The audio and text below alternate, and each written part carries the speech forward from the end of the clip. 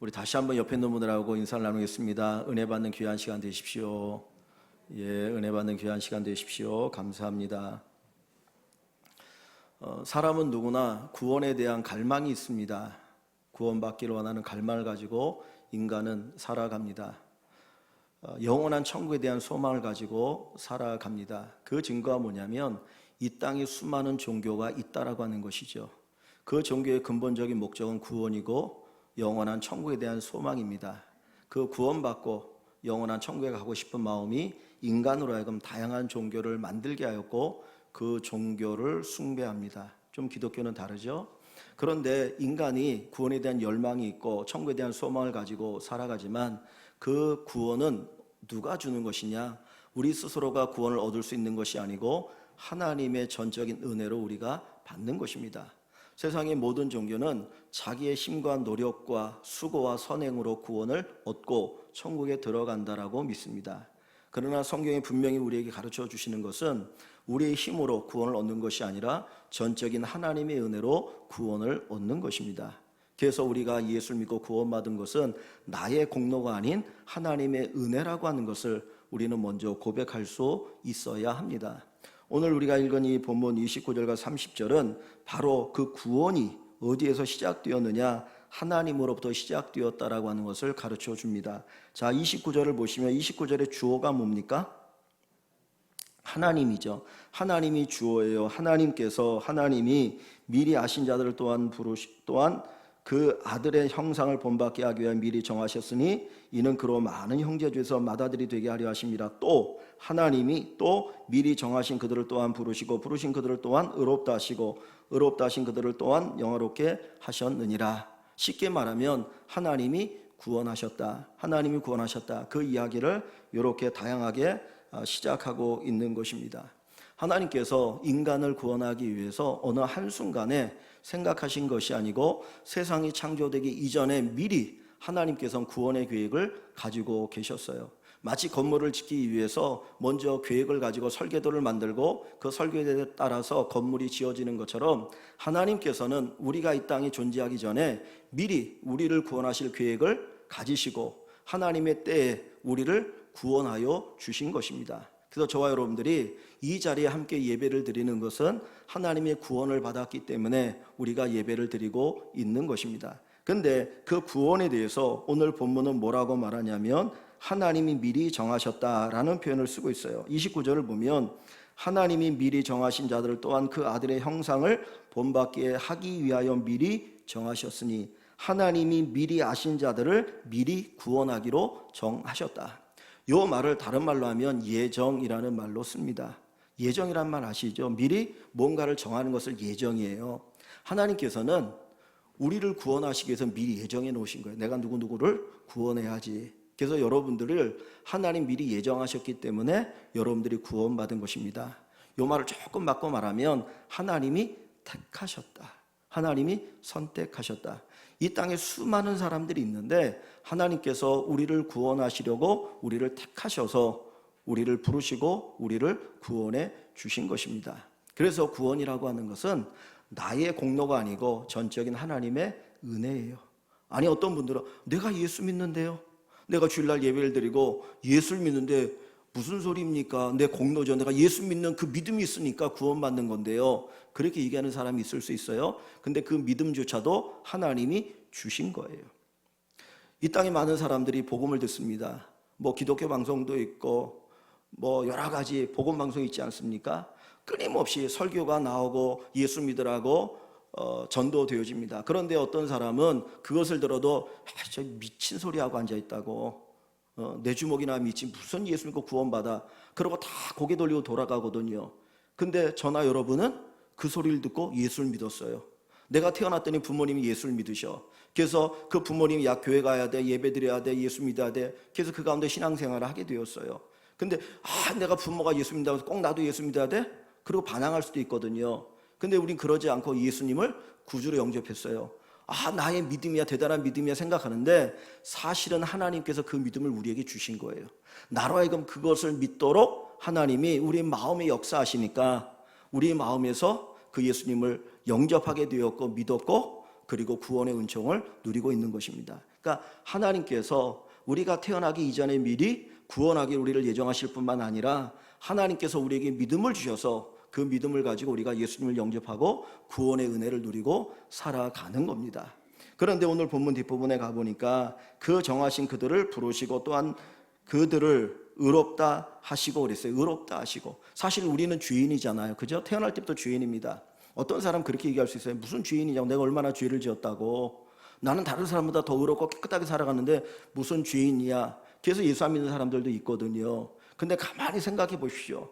내가 태어날 때부터 다른 사람이 나에게 나쁜 짓을 가르쳐 주지 않아도 우리는 나쁜 짓을 하거든요.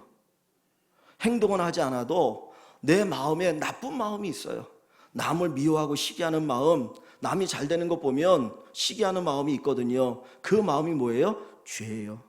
그래서 인간은 태어날 때부터 죄된 마음을 가지고 태어나서 죄를 짓고 살기 때문에 죄인이라고 얘기하는 겁니다. 그러니까 죄인이기 때문에 죄를 짓는 거예요. 그런데 예수님께서 우리의 죄를 다 용서해 주셨습니다. 성경에 보면 죄의 삭은 뭐라고 얘기합니까? 사망이죠. 죽음. 죄의 결과가 죽음인 거예요. 어떤 분들이 얘기합니다. 무슨 죄 때문에 죽어요? 병들어 죽고 사고로 죽고 나이가 다 돼서 죽지요. 그렇게 얘기하는 사람인데 그거는 죽음에 이르는 과정을 얘기하는 것이지 죽음의 원인은 아닌 거예요. 죽음의 원인은 죄입니다. 인간이 죄인이기 때문에 죄의 결과로 죽는데 하나님은 죽을 때 어떠한 과정을 통해서 병이나 사고나 아니면 수명이 다 돼서 이 기능이 다 마비가 되어서 죽게 하시는 겁니다. 그 과정으로 죽는 것이지 그것이 죄의 죽음의 원인은 아니라고 하는 거예요. 이런 죄를 용서하시고 하나님이 우리를 의인이라고 해주셨어요. 그래서 저와 여러분들은 의인이 되어진 거예요. 왜냐하면 죄의 값을 예수님이 친히 담당하셨기 때문이에요. 내가 받아야 될 나의 죄의 값을 누가 담당하셨어요? 예수님이 담당하셨어요. 어디에서? 저 갈보리 십자가 위에서 예수님이 친히 십자가 달려서 피를 흘리시고 자기 몸을 찢으시고 자기 생명을 내어주심으로 우리는 죄의 값을 대신 예수님이 지불하셨고 우리는 그것으로 인해서 의인이 되어진 것입니다. 그러나 아직도 여전히 우리는 이 땅에 살아가는 동안은 죄를 짓고 살아가요. 왜냐하면 우리 안에 아직도 죄성이 남아있으니까. 그러니까 우리가 의롭다라고 하는 것은 우리의 신분이 바뀐 거예요. 내 신분이 죄인에서 의인의 신분으로 바뀌었고 아직 우리의 상태는 죄를 짓고 살아가는 상태다라고 하는 것을 우리가 인정하고 알아야 합니다. 그리고 나면 하나님이 궁극적으로 우리를 구원하시는데 그 구원의 궁극적인 목표가 어디냐면 30절 끝부분에 보면 영화롭게 하셨느니라 해서 영화롭게 우리를 영화롭게 하시는 것이 하나님의 구원의 목적이에요. 영화라고 하는 단어가 알죠? 영광, 엄청난 영광을 우리에게 주시고 그 영광을 누리도록 하는 것이 하나님 우리를 구원하신 목적입니다. 그러니까 예수 믿고 구원받는다는 것은 단순히 이 세상 힘들고 어려운데 이 고달픈 세상 떠났으면 좋겠다. 저 천국이라는 데가 뭐 좋은 곳이라고 하니까 거기 가서 한번 살았으면 좋겠다. 그 마음에서 우리가 예수를 믿고 구원받으려고 하는 것이 아니고 하나님이 우리에게 주실 그 영광을 바라보면서 우리가 예수를 믿는 거예요. 그 영광을 분명히 저와 여러분들이 다 누리게 되어질 줄 믿습니다. 근데 그것을 오늘 본문 29절에는 어떻게 표현했냐면 29절을 다시 한번 읽어봅니다. 29절 같이 읽어봅니다. 하나님이 미리 아신 자들을 또한 그 아들의 형상을 본받게 하기 위하여 미리 정하셨으니 이는 그로 많은 형제 중에서 맏아들이 되게 하려 하심이니라. 아멘. 자, 29절의 말씀을 보니까 아들의 형상이라는 말이 있어요. 그죠? 아들의 형상인데 아들이 누구를 가리키는 걸까요? 아들은 누구를 가리켜요? 예수님을 가리키는 거예요. 아들의 형상을 하나님 미리 아신 우리들, 구원하기로 하신 우리들을 하나님이 구원하신데 그 이유가 뭐냐면 아들의 형상을 본받게 하기 위하여 예수님의 형상을 본받게 하기 위하여 미리 정하셨다 그랬어요. 그래서 뒷부분에 보면 그는 누굽니까? 예수님이죠. 예수님으로 많은 형제 중에서 구원받은 사람들 가운데 맏아들이 되게 하려 하심이라. 그러니까 우리로 하여금 예수님의 형상을 본받게 하기 위해서 부르셨다는 거예요. 그러면 예수님의 형상을 본받는 말이 뭐냐? 이 말을 바꿔 말하면 예수님의 수준에 이르도록이에요. 예수님의 수준에 이르도록 자, 보세요. 29절 끝부분에 맏아들이라는 말이 나와요. 그죠? 맏아들. 맏아들은 누구를 가리켜 맏아들이라고 얘기합니까? 일반적으로? 아니, 그냥 일반적으로 맏아들은 누구예요? 첫째 아들이죠. 첫 번째 아들이를 맏아들이라고 얘기하잖아요. 독자를 맏아들이라고 얘기하지 않잖아요. 그죠? 둘째가 있고 셋째가 있고 넷째가 있을 때 첫째를 맏아들이라고 얘기하잖아요. 근데 하나님에게는 아들이 몇 명이에요? 하나님에게는 아들이 몇 명입니까? 하나잖아요. 누구예요? 성자 예수예요. 성자 예수님이에요. 그러니까 예수님을 맏아들이라고 할 수가 없는 거예요. 원칙도 따지면. 그죠? 왜냐하면 하나님의 아들은 예수님이고 아버지 하나님은 성부 하나님이시잖아요. 그러니까 예수님이 하나님에게는 아들이 하나밖에 없는데 맏아들이라고 얘기하는 것은 예수님이 그러면 첫 번째 아들이고 분명히 또 아들들이 있을 거라는 거죠. 그럼 그 아들들이 어디 있느냐? 성부, 성자, 성령 삼위 하나님 안에는 없어요. 그러면 하나님께서 예수님을 맏아들이 되게 하고 우리를 아들의 형상을 본받게 한다는 얘기는 결국은 우리로 하여금 누구의 아들이 되게 하는 거예요? 하나님의 아들이 되게 하는 거예요. 하나님의 아들이 되게 하는 것. 그것이 바로 우리를 구원하신 목적이에요. 정말 행복하게 사는 부부가 있었습니다. 정말 부부가 너무너무 사랑하고 행복하고 그리고 가정도 윤택하고 그리고 그 부부 사이에 자란 아이도 너무 건강히 잘 자랐어요. 근데 어느 날 이 부부가 길을 가다가 길에서 구걸하는 아이를 봤습니다. 남루한 그 옷차림에 정말 씻지 않아서 정말 썩은 냄새가 나고 머리는 헝클어지고 얼굴은 깜짝하고 아주 볼품없는 아이를 봤습니다. 근데 이 부부의 마음속에 그 아이가 너무 불쌍한 거예요. 야, 나는 내 아들이 이렇게 행복하게 잘 키우고 있는데 야, 저 아이는 너무너무 안 됐다. 그래서 그 마음이 들어가지고 거기에서 부부가 의논해가지고 그 아이를 입양하기로 했어요. 내가 이 아이를 입양해서 잘 길러서 행복하게 해야지. 그리고 이제 그 아이를 입양을 합니다. 절차를 다 거쳐가지고 입양을 해서 자기 집에서 아들로 키웁니다. 자, 그러면 그 아이를 입양해서 데리고 올 때 제일 먼저 하는 일이 뭘까요? 집에 데리고 오면 뭘 해야 되겠죠? 씻겨야죠.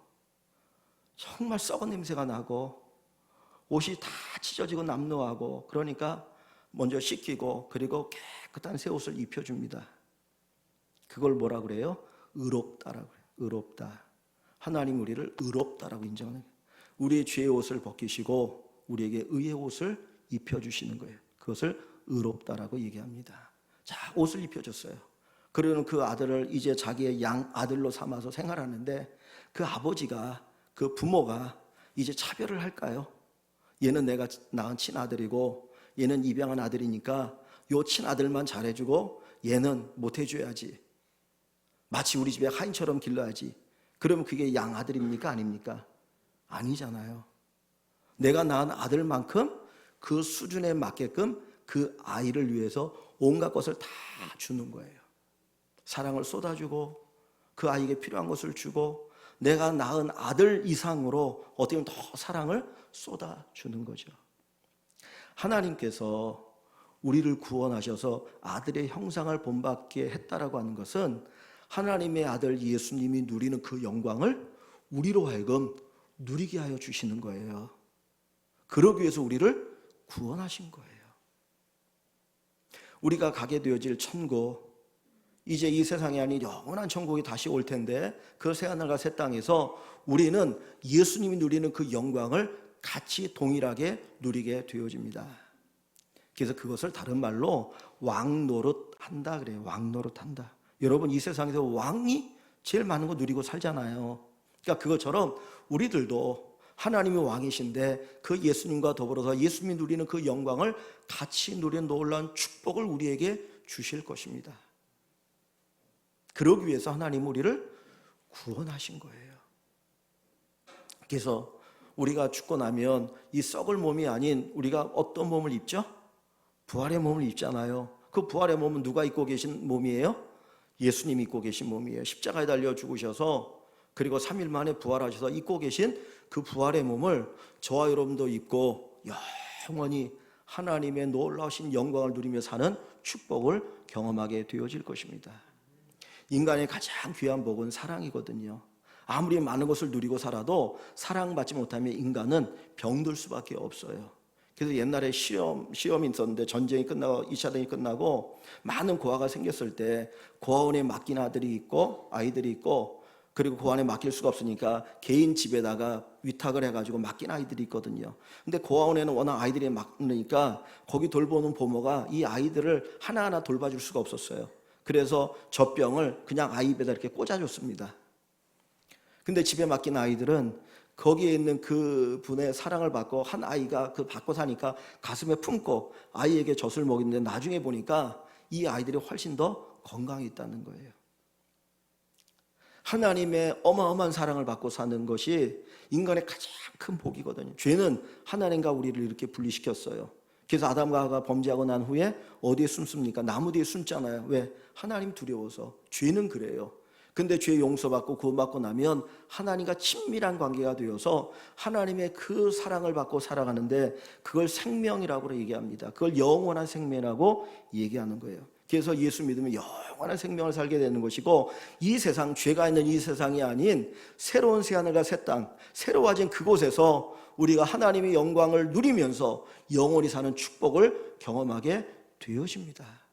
구원은 단순히 내가 죽어서 천국 간다, 그 정도가 아니에요.